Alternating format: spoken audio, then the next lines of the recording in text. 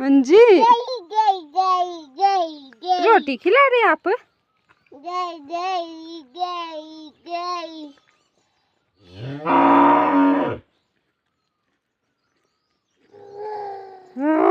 करिए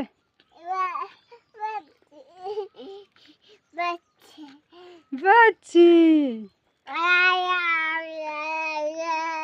बेटा उंगली नहीं चबाएगी आपकी।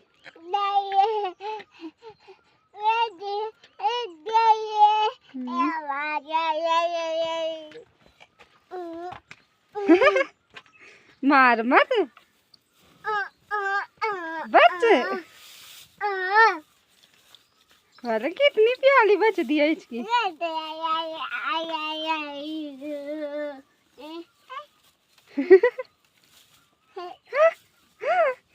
अरे अन्नी काटू ना अभी।